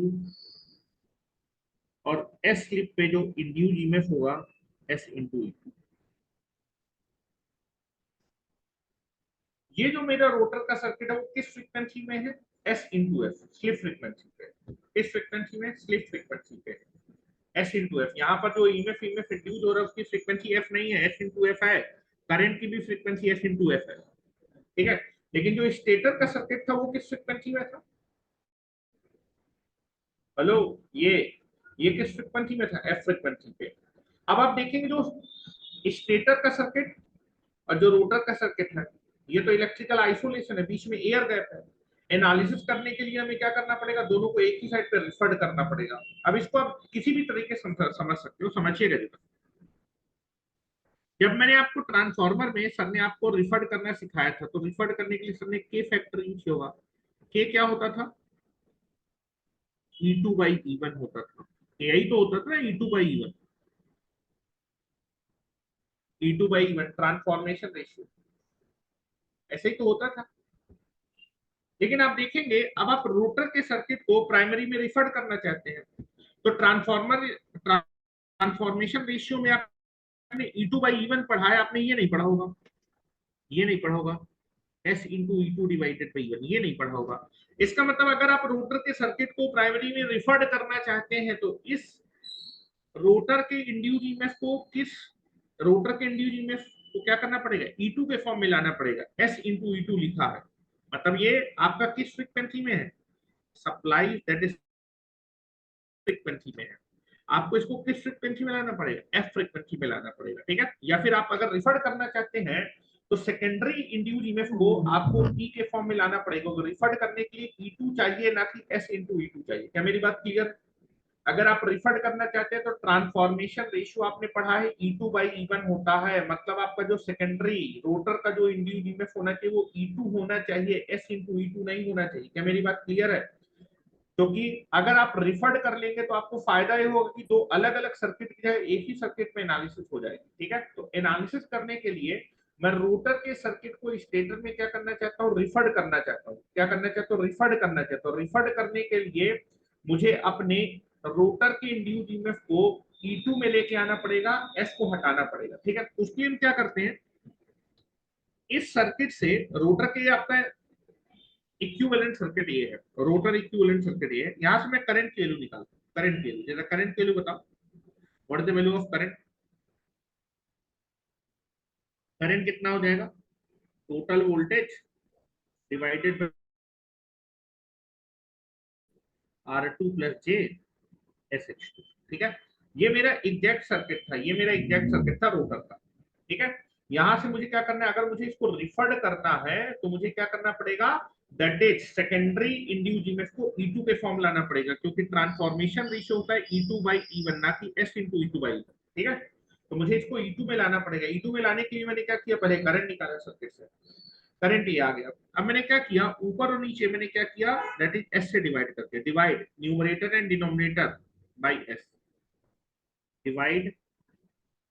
मुझे E2 लाना है, E2 S इंटू, तो S को हटाना पड़ेगा, उसके लिए मैंने क्या किया, divide the numerator and denominator by S. मैंने न्यूमरेटर और डिनोमिनेटर को भी मैंने किससे डिवाइड कर दिया, एस से डिवाइड कर दिया, डिनोमिनेटर को भी मैंने एस से डिवाइड कर दिया, उससे कोई फर्क नहीं पड़ेगा। ऊपर और नीचे से आप सेम नंबर से डिवाइड कर रहे हैं, इसको भी मैंने एस से डिवाइड कर दिया और डिनोमिनेटर को भी मैंने एस से डिवाइड कर दिया। जब एस से डिवाइड करेंगे तो यहाँ से एस कट जाएगा, और जब ये एस अंदर जाएगा तो ये वाला एस इससे कट जाएगा, उसके नीचे एस आ जाएगा। तो that is nothing but this is I2 is equal to हो जाएगा E2 divided by R2 by S plus J. क्या किसी को कोई समस्या है, क्या I2 को हम ऐसे लिख सकते हैं? मैंने कुछ नहीं किया। अच्छा ये बताओ, ये जो करंट और ये जो करंट, ये अलग अलग है कि एक ही करंट है? हेलो, ये जो करंट मैंने लिखा है, ये करंट और ये करंट की इक्वेशन अलग अलग है कि सेम है? ये जो करंट मैंने लिखा है, ये करंट और ये करंट, क्या दोनों सेम करंट है कि अलग अलग करंट? सेम ही करंट है भाई। तुम इसमें एलसीएम ले लो, एलसीएम ले लो तो यहाँ ऐसा आ जाएगा, ऊपर चला जाएगा, तो यही तो इक्वेशन आ जाएगी। तो सेम इक्वेशन को आप ऐसे लिख सकते हैं, ये दोनों सेम इक्वेशन है। क्या मेरी बात क्लियर है? अलग अलग इक्वेशन नहीं, क्योंकि मुझे रिफर्ड करना था। रिफर्ड करने के लिए मुझे अपने सेकेंडरी इंड्यूस ईएमएफ में E2 चाहिए था, क्योंकि जो ट्रांसफॉर्मेशन रेशियो होता है वो E2 बाई E1 होता है, ना कि SE2 बाई E1 होता है। तो मुझे S को हटाना था, तो S को हटाने के लिए मैंने क्या किया, पहले करंट लिखा। अच्छी बताओ, अगर कभी सर्किट दिया तो सर्किट से आपने इक्वेशन लिखी। हेलो, सर्किट ये दिया था, सर्किट से तुमने I2 की इक्वेशन लिखी है। और बेटा अगर कभी इक्वेशन दिए तो क्या उससे सर्किट बना सकते हो? हेलो, अगर तुम्हें इक्वेशन दी है तो तुम उससे क्या सर्किट डायग्राम बना सकते हो? बिल्कुल बना सकते हो, ठीक है। तो आप देखेंगे कि जो करंट आपका ये था, सेम करंट, ये आपको सर्किट दिया था, इससे आपने करंट लिखा। और अगर आपके पास सेम करंट है तो क्या मैं इसे सर्किट नहीं बना सकता? क्योंकि दोनों आपके करंट सेम है, तो सर्किट भी दोनों क्या होंगे, सेम होंगे। लेकिन एक स्लिप फ्रीक्वेंसी में होगा, एक आपका जो है सिर्फ दैट स्लिप फ्रीक्वेंसी पे नहीं होगा। और रिफर करने के लिए आपको E2 चाहिए, ना कि S इंटू E2 चाहिए, ठीक है। तो यहाँ पर मुझे सर्किट दिया था, सर्किट से मैंने करंट लिखा। अब ये करंट और ये करंट दोनों सेम है, तो चाहे तुम जो है अगर दोनों करंट सेम है तो दोनों सर्किट भी क्या होंगे, सेम होंगे। तो चाहे ऊपर वाले सर्किट को यूज करो चाहे नीचे वाले, लेकिन नीचे वाले को यूज करने से फायदा ही होगा कि E2 आ जाएगा। ऊपर वाले को यूज करने से तो ऊपर वाले को तो रिफर नहीं कर पाएंगे, रिफर हम किसको कर पाएंगे, इसको कर पाएंगे। ध्यान से देखिएगा, अब मैं सर्किट बना रहा हूँ क्योंकि ये दोनों इक्वेशन बिल्कुल क्या है, सेम है। अगर इक्वेशन सेम है तभी आपको सर्किट दिया था, सर्किट से इक्वेशन बनाई। अब आपने क्या किया, इस सेम इक्वेशन को आपने ऐसे लिख दिया और इस इक्वेशन से सर्किट बना रहे हैं। तो सर्किट जब बनाएंगे तो इसको जब आप मल्टीप्लाइंगे तो करंट इंटू रेजिस्टेंस, तो यहाँ पर रेजिस्टेंस R2/S हो जाएगा, करंट इंटू रिएक्टेंस यहाँ पर इंड्यूज, और फिर आपका इंड्यूज में कितना हो जाएगा E2। तो जब मैं सर्किट बनाऊंगा तो सर्किट ये बनेगा। रेजिस्टेंस कितना लगाऊंगा मैं, R2/S। तो पहले मैं, हाँ that is R2/S। Leakage reactance कितना लगाऊंगा, JX2। कितना करंट फ्लो कराऊंगा, that is I2। This is the short.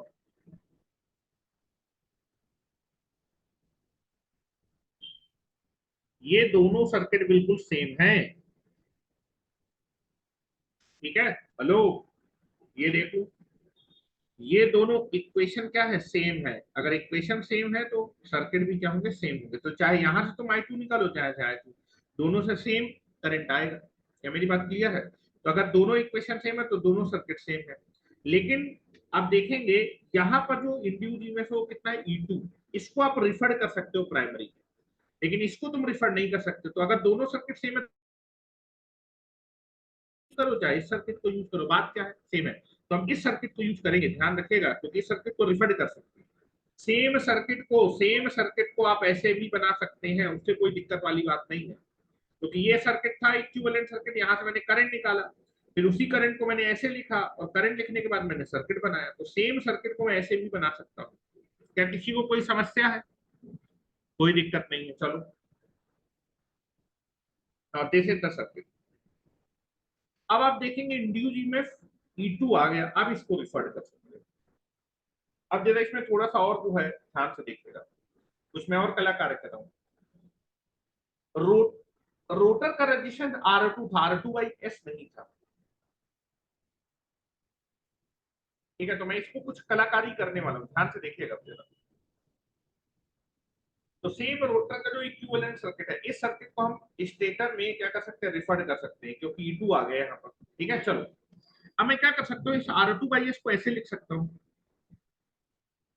R2/S को लिख सकता हूँ मैं R2 प्लस R2 ब्रैकेट में 1/S-1। इन दोनों को जोड़ दो, यही आएगा। देखो, R2 से R2 कट जाएगा, कितना बचेगा, R2/S। तो मैं इस रेजिस्टेंस को क्या कर रहा हूँ, दो भागों में ब्रेक कर रहा हूँ। R2/S, इस रेजिस्टेंस को मैं दो भागों में ब्रेक कर रहा हूँ, दो भागों में ब्रेक कर रहा हूँ। ये वाला सर्किट रिफर्ड हो जाएगा स्टेटर में, क्योंकि आपका E2 आ गया। रिफर्ड करने के लिए E2 चाहिए।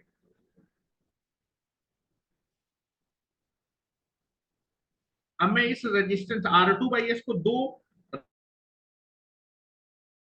दो रेजिस्टेंस में ब्रेक करूँ, दैट इज सेम फिगर को आप ऐसे भी बना सकते हैं।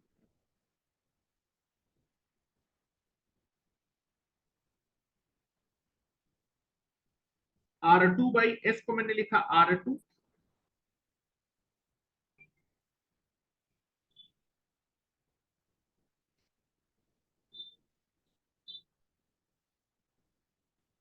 और इसको लिखा मैंने R2 ब्रैकेट में 1/S-1।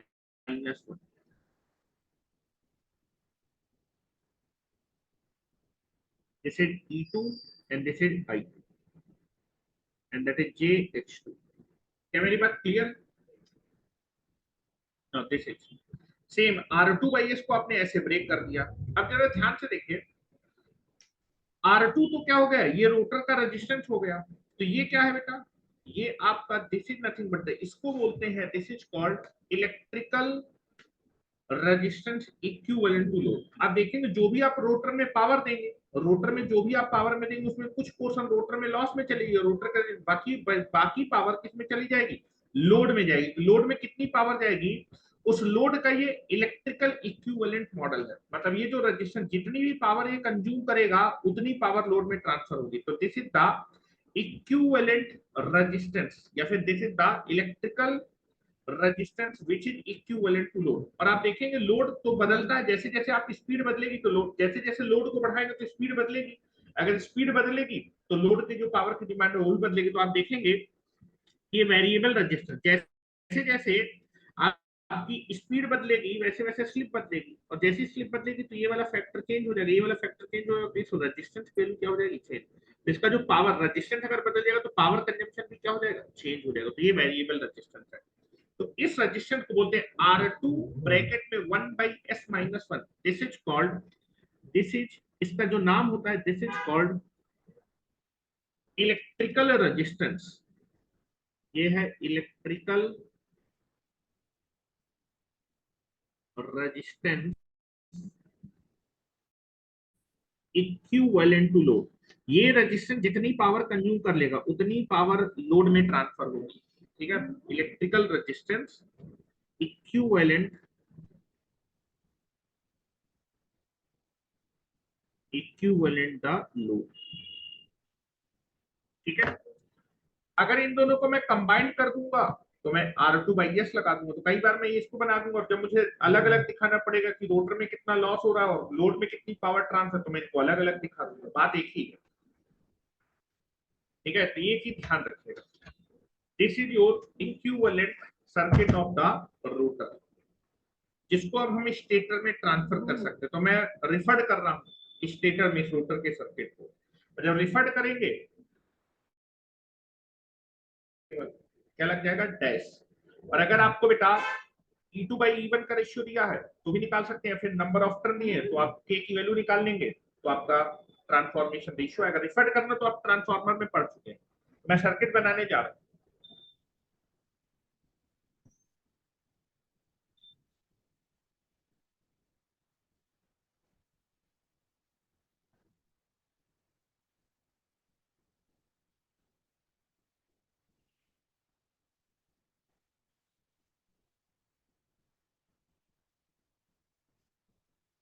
चलो नेक्स्ट हेडिंग डाल दीजिए आप लोग, इंजेक्ट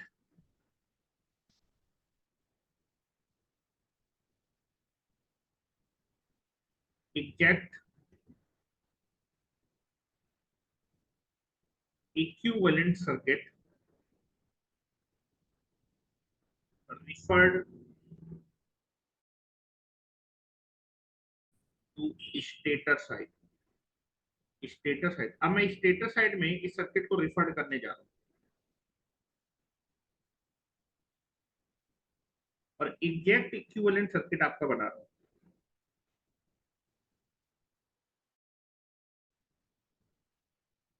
स्टेटर साइड में इसको रिफर करने जा रहा हूँ। ठीक है, नाउ तो this is nothing but the main head.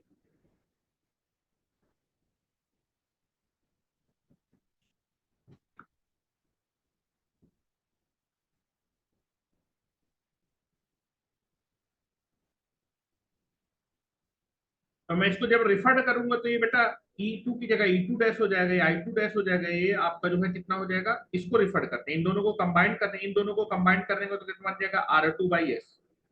ठीक है ना, यहाँ डैश हो जाएगा, यहाँ डैश हो जाएगा। स्लिप में आपका इफेक्ट नहीं आता। ठीक है, रेजिस्टेंस की जगह R2 डैश होगा। ठीक है, तो चलिए मैं फिगर बना रहा हूँ, exact equivalent circuit of the induction motor referred on the stator side. ठीक है, चलो स्टेटर साइड रिफर कर रहा हूँ। This is your stator. Stator का रेजिस्टेंस हो जाएगा R1।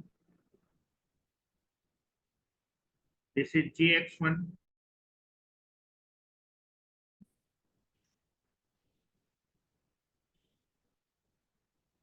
ये नो लोड ब्रांच है जिसमें कोर लॉस कंपोनेंट होगा और मैग्नेटाइजिंग कंपोनेंट होगी।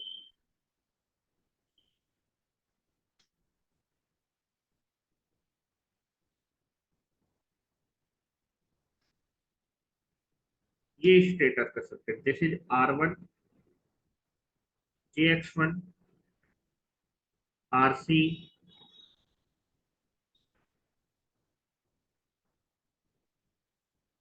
JXM, this is V1, supply frequency F1, फिर F, स्टेटर साइड पे करंट होगा I1 और ये हो जाएगा I2 डैश, ये हो जाएगा I1, ये हो जाएगा कोर लॉस कंपोनेंट और ये हो जाएगा मैग्नेटाइजिंग कंपोनेंट। ठीक है, this is the magnetizing component I1। ठीक है, ये तो आपका स्टेटर का सर्किट हो गया। अब रोटर के सर्किट को रिफर्ड कर तो डैश आ जाएगा, ये तो स्टेटर सर्किट हो गया।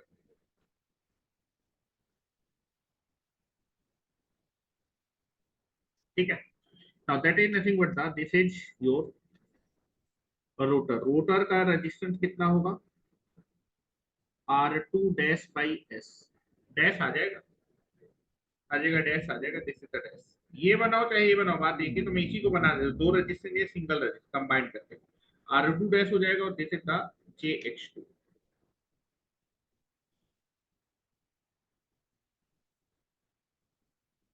this is JX2 and this is the short circuit। ये आपका क्या है, शॉर्ट सर्किट, जैसे जो शॉर्ट सर्किटेड VP है। चलो इसको टर्मिनल मान लेते हैं ए, इसको टर्मिनल मान लेते हैं बी। तो ए और बी के इस साइड पे स्टेटर का सर्किट और इस साइड पे रोटर का सर्किट है। Now this is the rotor, जो कि आपका रिफर्ड हो गया कहां पर, स्टेटर साइड पर। ठीक है, अब इसमें अप्रोक्सीमेशन भी कर सकते हैं और ठीक ठाक अप्रोक्सीमेशन है जो कि आपके कैलकुलेशन को सिंपल कर देगा।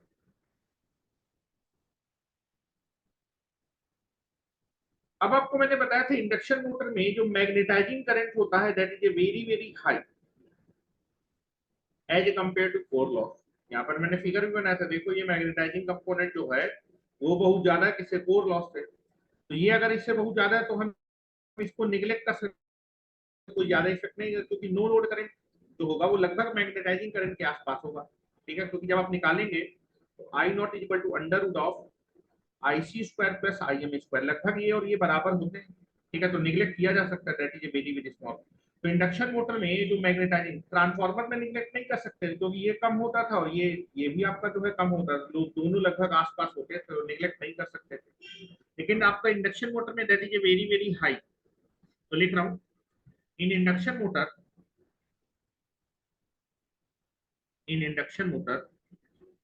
magnetizing component is very very high as compared to core loss component, so that for analysis purpose, analysis को सिंपल करने के लिए हम उसको नेग्लेक्ट फॉर एनालिसिस पर्पज एक अप्रोक्सीमेशन ले सकते हैं, IC इज नेग्लेक्टेड। और नेग्लेक्ट करने के बाद आपका एक अप्रोक्सीमेशन या फिर अप्रोक्सीमेट मॉडल बनेगा आपके इंडक्शन मोटर का। इंडक्शन मोटर का अप्रोक्सीमेट मॉडल है दैट इज R1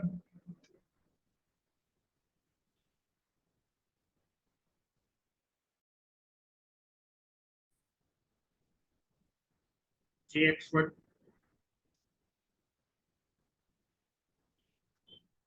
और हम लोग अपने core law that is IC को निगलेक्ट कर देंगे, और अगर निगलेक्ट करने में तो ये करंट जीरो हो जाएगा, करंट जीरो होता है इस ब्रांच को ओपन कर सकते हैं, और ये ब्रांच ओपन हो जाएगी तो केवल मैग्नेटाइजिंग कंपोनेंट को आपको दिखाने की आवश्यकता है।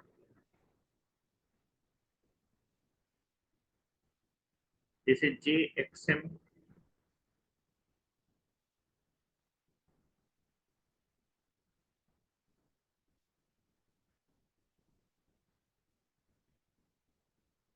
IM, जैसे I1,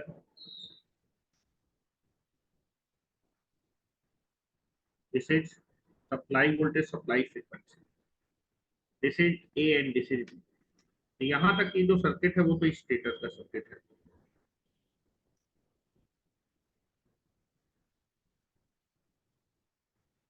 और ये रोटर का सर्किट है।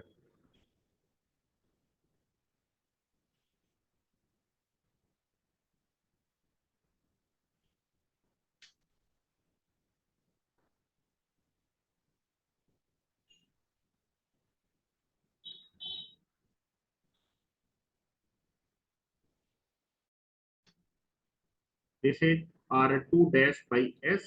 This is JH2। यहां से यहां तक ये कौन सा सर्किट है? ये रोटर का सर्किट है, जो कि स्टेटर पे रिफर किया गया। यहाँ डैश लगाना पड़ेगा, referred circuit.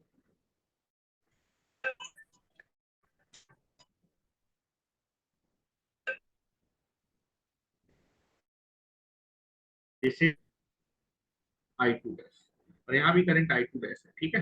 This is the approximate circuit. अब इस सर्किट को हम लोग एनालाइज करने, टॉर्क की इक्वेशन को निकालने के लिए अब हम इस सर्किट को यूज करने वाले हैं। लीजिए, that is torque equation in three phase induction motor. This is the circuit. Analysis को सिंपल करने के लिए मैं स्टेटर के सर्किट का थेवेनिन मॉडल बना लूंगा। तो क्या आप देखेंगे, अगर करंट को निकालना है, इन मॉडल में एक रेजिस्टेंस होगा, दूसरा इंडक्टेंस होगा, ये आपका खत्म हो जाएगा। तो इस सर्किट को और एनालिसिस करने के लिए हम थेवेनिन मॉडल बनाएंगे। तो नेक्स्ट हेडिंग डाल लीजिए, दैट इज टॉर्क इक्वेशंस